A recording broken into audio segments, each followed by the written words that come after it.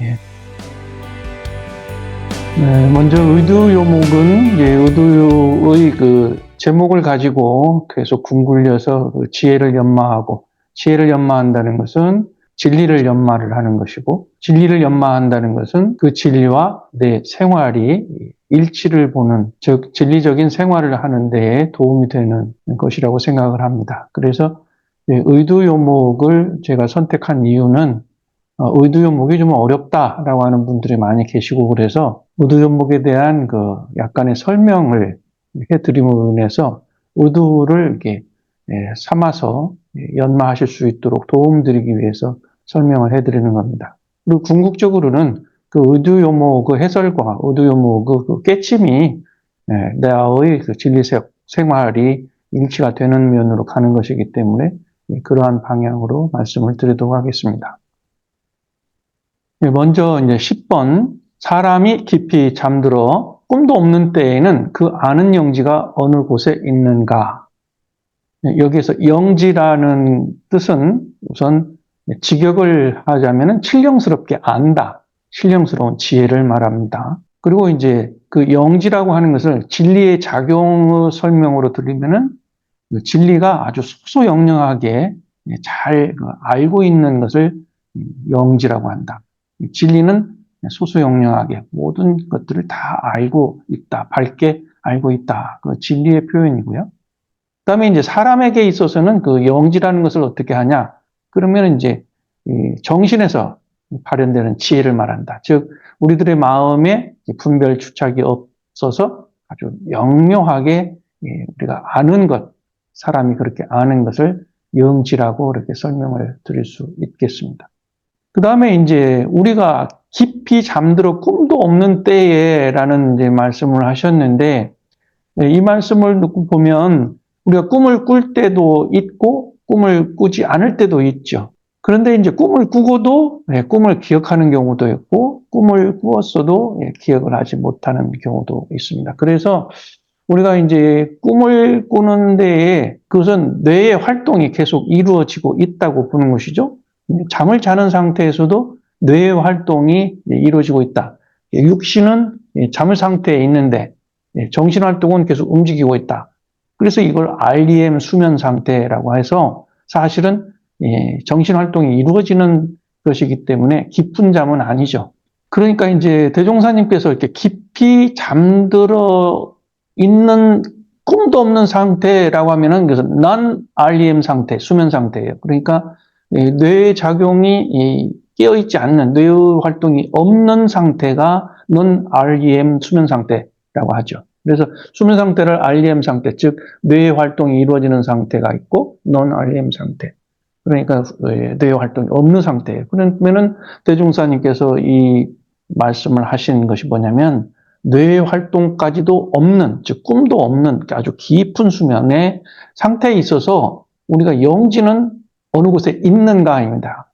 영지는 신령스럽게 안다고 하는 우리의 그 지혜를 말하고 진리의 작용이고 그런 것인데 우리의 영지는 어디로 가 있느냐 이 말씀이거든요.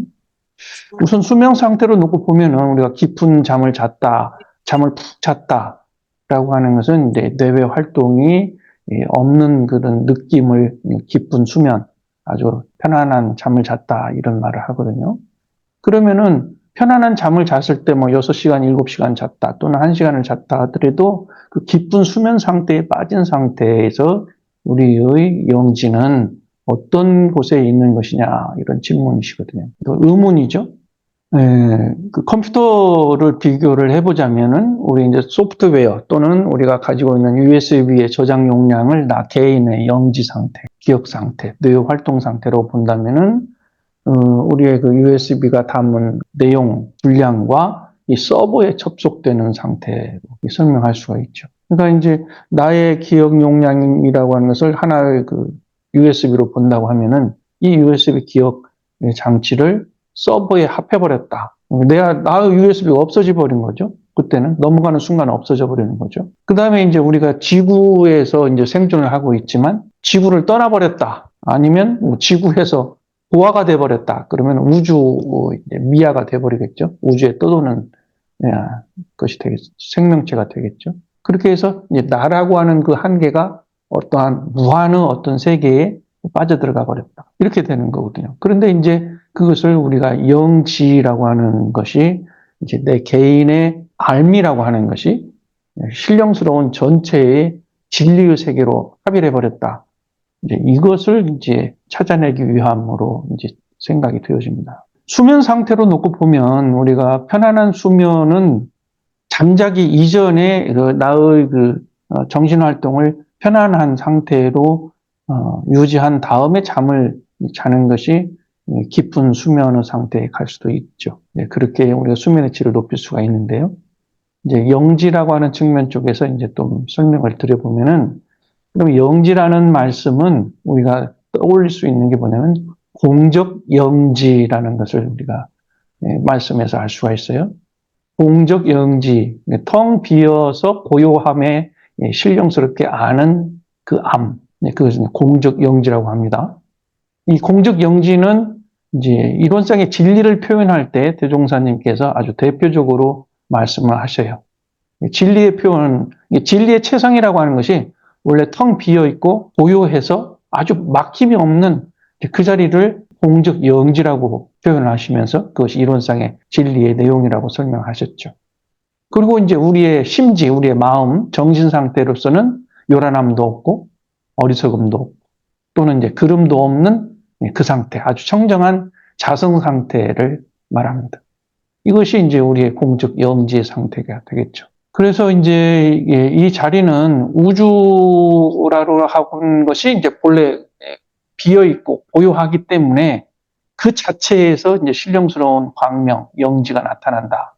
또 인간의 마음도 그 본성, 자성을 깨쳐 들어가게 되면은 거기에서 신령스러운 우리의 반야의 지혜가 나온다.